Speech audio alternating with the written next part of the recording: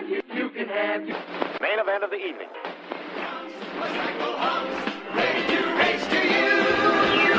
These days are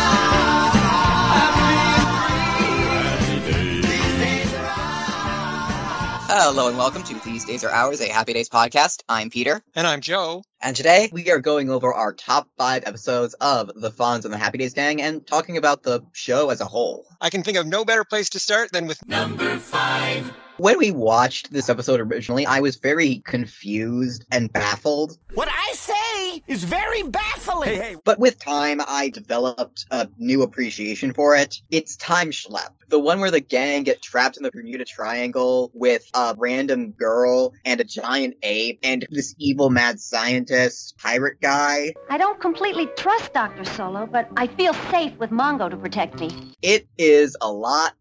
The first time around, I found it kind of overwhelming, but this time around, I appreciate it a lot. This is just them throwing everything at the wall and hoping it sticks, and it does feel weirdly original for this show, because as we have discussed, a lot of this show is about being deliberately derivative and parodying older works of popular fiction, and here's something that feels absolutely unexpected, and now I love it. Time Schlep was actually one of my honorable mentions, but it is by far the episode of the Fonz and the Happy Days gang that I have thought the most about.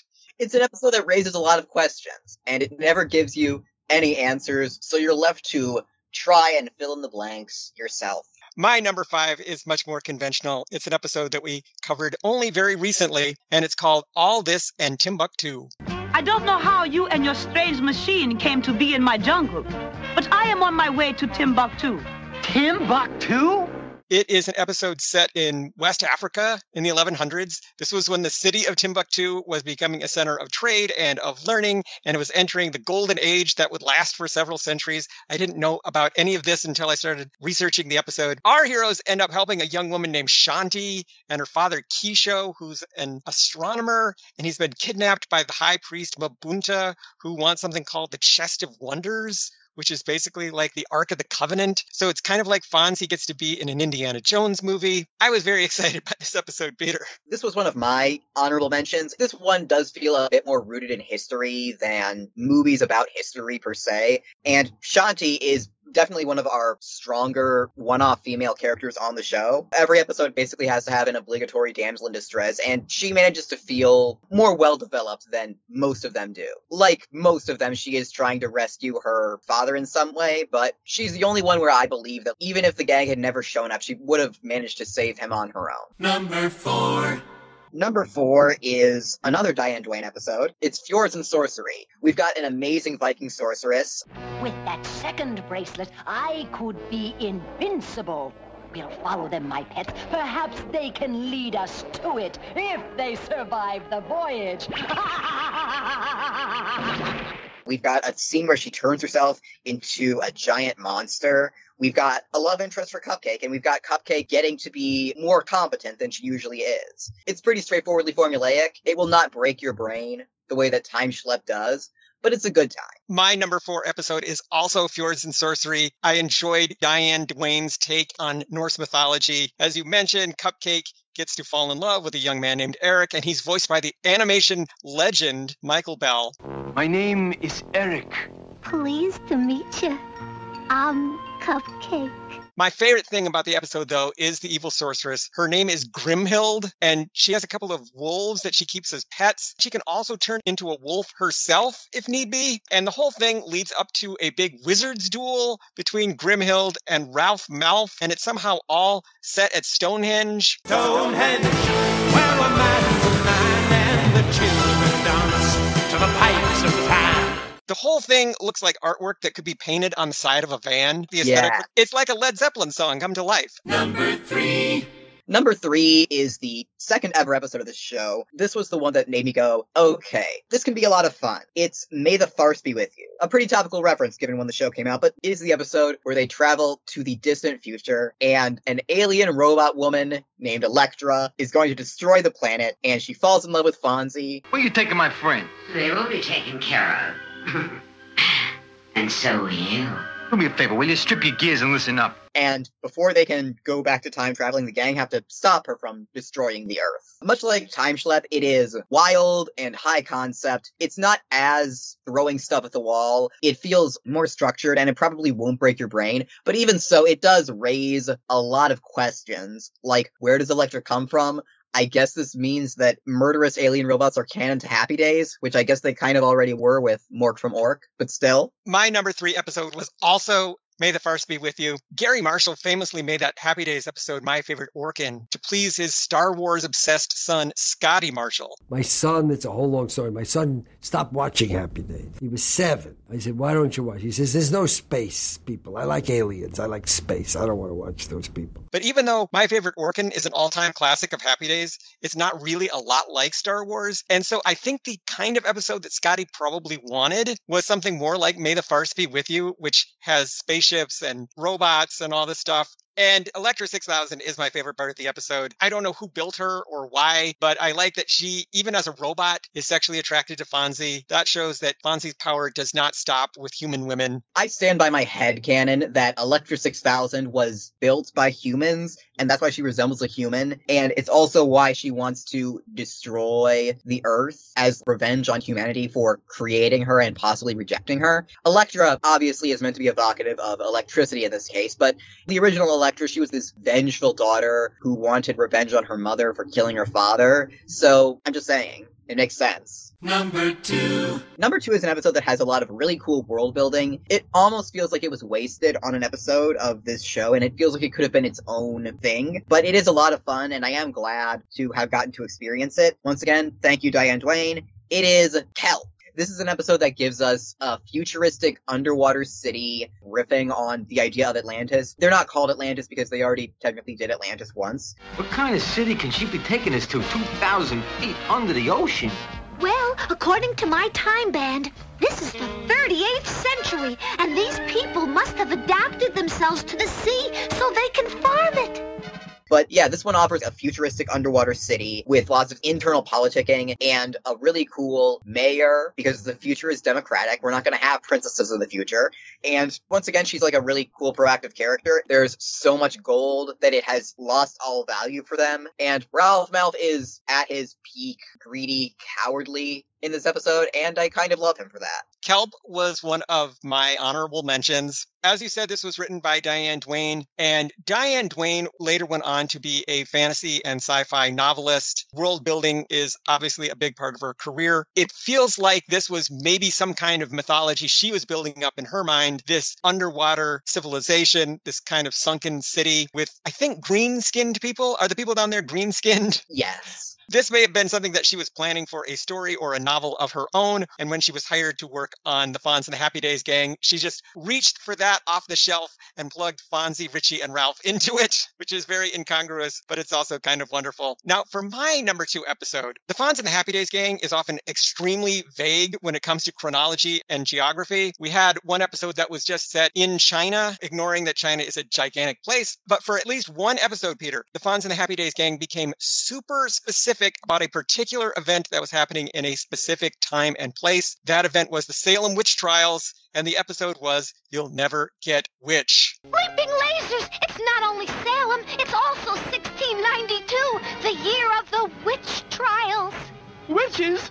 The cartoon version glosses over the nastier aspects of the trials, such as the people put to death, but we still get a lot of spooky atmosphere, and there's even a Scooby-Doo type mystery complete with the unmasking of a villain. And while we're talking about this, I want to correct an oversight from my half of the review. As usual, there's a damsel in distress in this episode, which is kind of lame, but I failed to point out that the damsel's name is Elizabeth Proctor, which comes directly from Arthur Miller's The Crucible. Another major character in the play is Elizabeth Proctor, John Proctor's wife. She actually is arguably one of the characters who experiences the most profound change, and we can see a huge arc in her character development. In a very subtle way, the Fonz and the Happy Days gang is trying to teach the children about history and literature. That's why You'll Never Get Witch was my number 2 episode of the entire series. I'm sure some kids who watched this on Saturday morning growing up went into high school and picked up The Crucible and thought, getting some Boss Baby vibes from this. Number 1.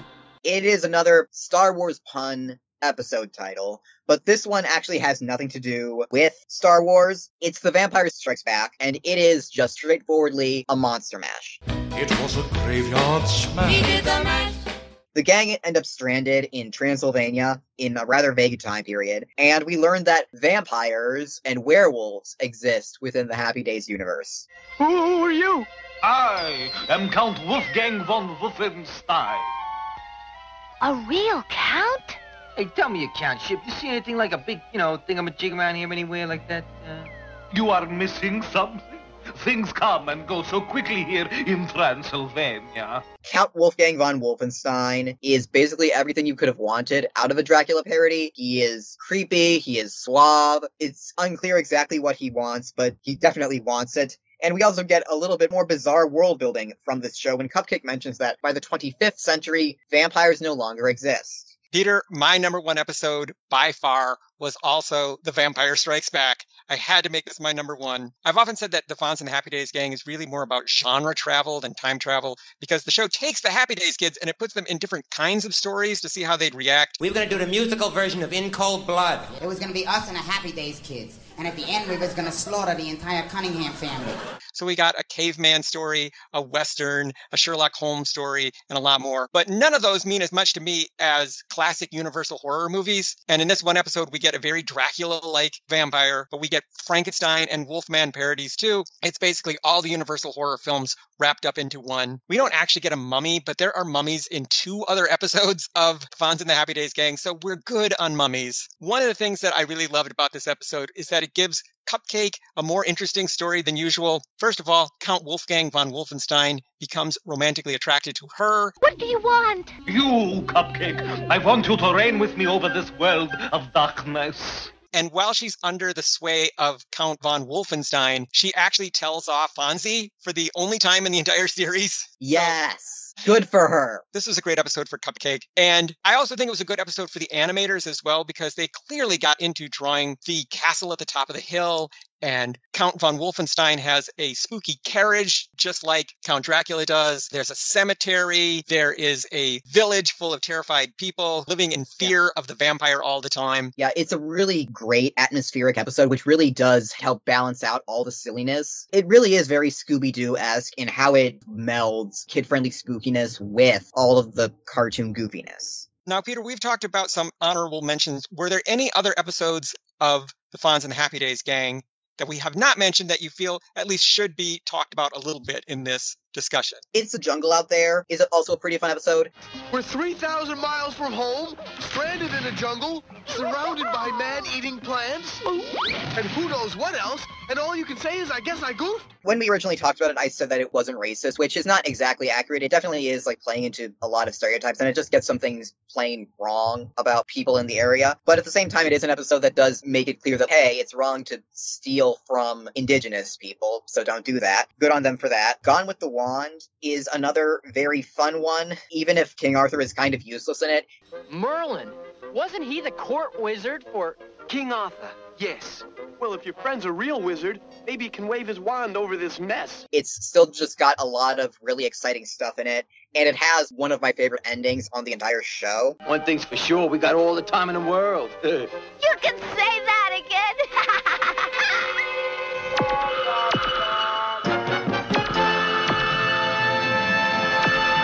Science fiction, once again, homage to classic science fiction.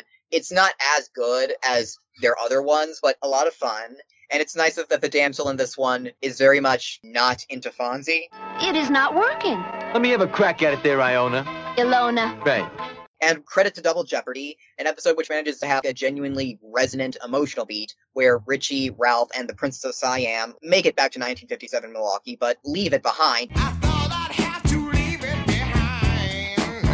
Because they have to rescue Fonzie and Cupcake and Mr. Cool. And of course, Around the World in 80 Days. That one is just plain wacky races delight. And we've got an evil Peter Perfect and Penelope pit stop. Always a plus. Perhaps we can be of assistance, Fonzie. Show him, Simon. With pleasure, my dear. I sense villainy at work here.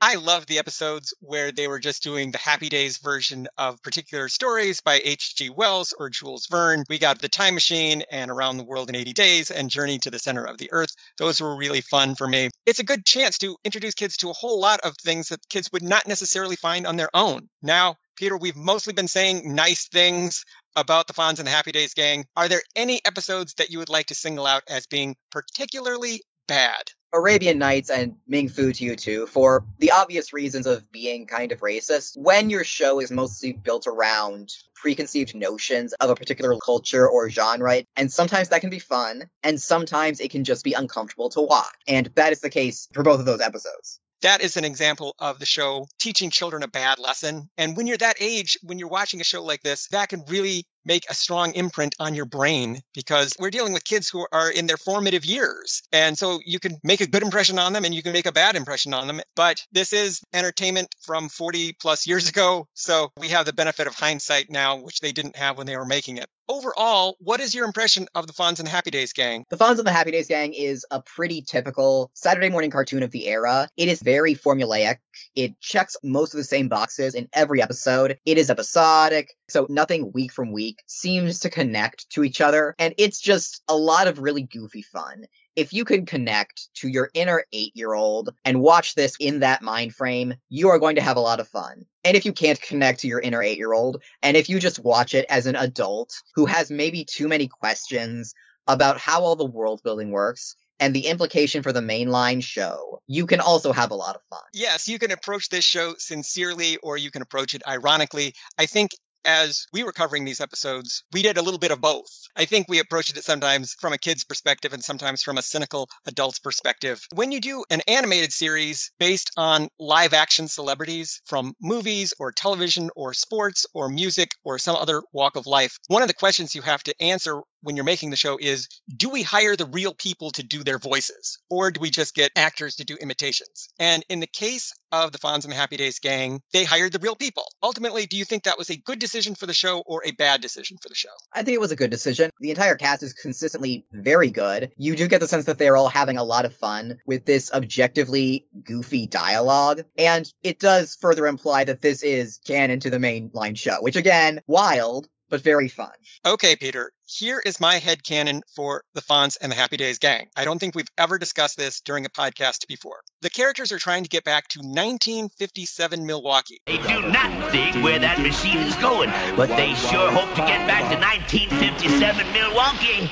That puts this series somewhere around season 3 of Happy Days. Season 1 is 1955, season 2, 1956, season 3, 1957. Obviously, Ralph and Richie are still in high school when the show is going on because Richie goes through the whole show wearing his Jefferson High sweater in every episode. They occasionally make mention of their high school classes and their high school principal. So, what was happening in season 3 of Happy Days? This was the year of Fearless Fonzarelli. Arthur Fonzarelli, better known as Fearless Fonzarelli, will attempt a record-breaking jump over 14 garbage cans. While performing a motorcycle jump in the parking lot at Arnold's, Fonzie crashes and injures his leg. My headcanon is that the entire show, the Fonz and the Happy Days gang, is what Fonzie hallucinated while he was unconscious after his motorcycle crash in Fearless Fonzarelli. I say that because where does he crash? The Arnold's parking lot. Where does the story for the Fonz and the Happy Days gang begin? In the parking lot at Arnold's. All of what we're seeing are basically dreams that Fonzie is having, where he gets to be cool, he gets to be the hero every week, he gets to swing on a vine. He has a dog. Yes. A weird dog, but still a dog. On the main Happy Days show, he has Spunky, who is only in a few episodes and then disappears and causes Fonzie a lot of trouble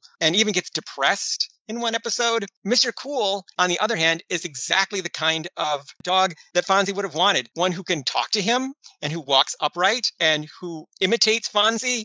Hey, look, Fonzie! Not bad, puppy, but I think we need something a little bigger, don't you? Yeah, right, Fonzie. And notice who he brings along with him on the trip. Richie and Ralph. And who doesn't he bring on the trip, Peter? Potsy. Exactly. This is the world the way Fonzie would want it to be. He always wanted the gang of 4 to be a gang of 3. I didn't realize that Fonzie liked Ralph so much. I think he at least prefers Ralph to Potsy because Ralph at least is making jokes and things. If he brought along Joni, it would get weird how often he hits on girls in front of her. What does he call Joni on Happy Days? Shortcake.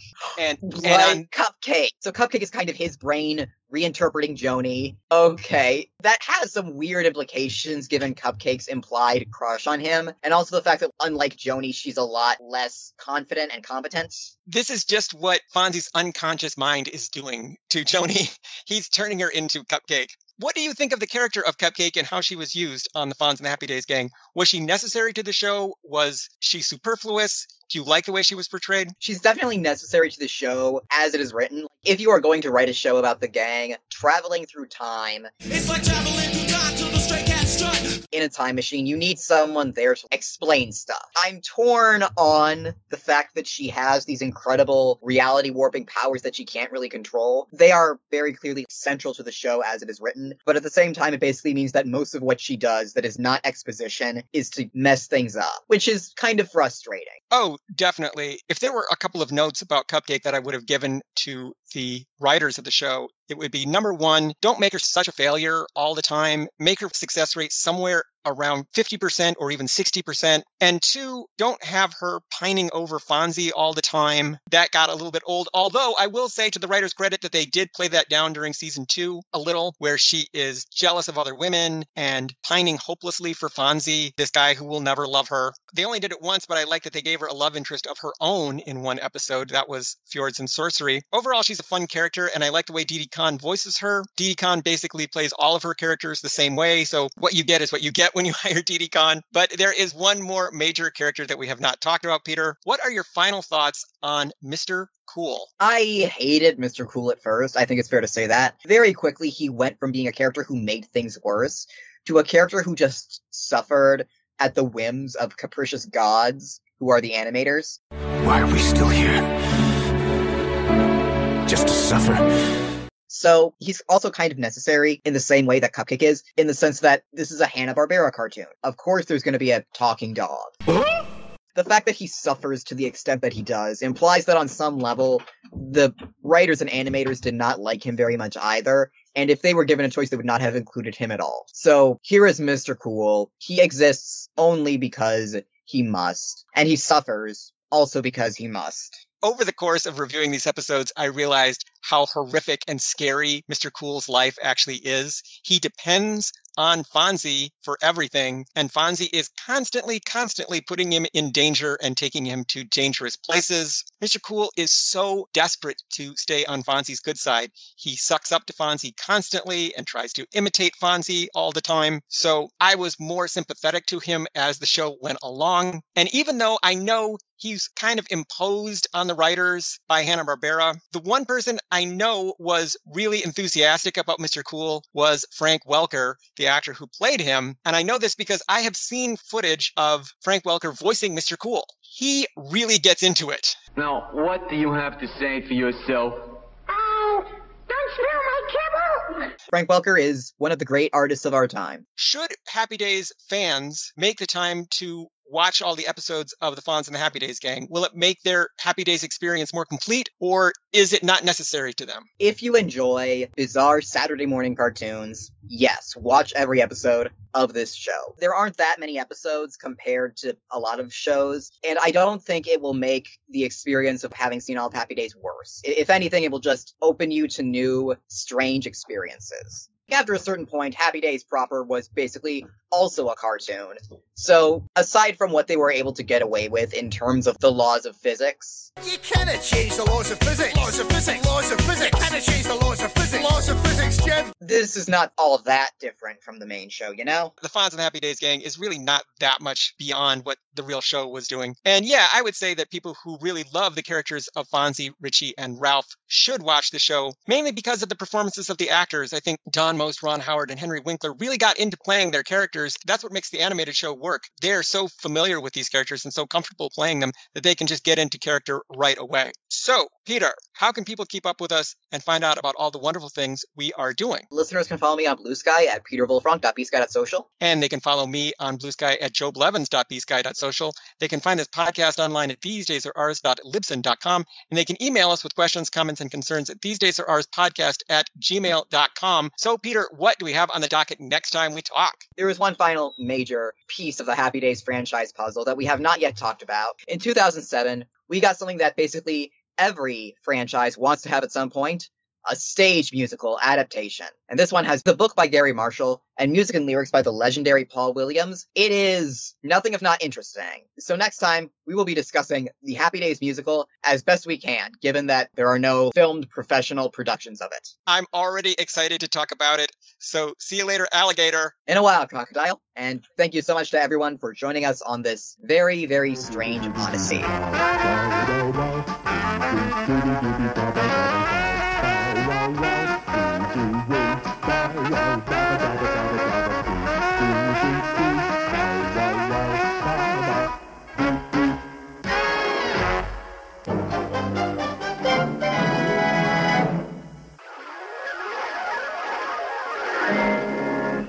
My number 3 Sorry, dog.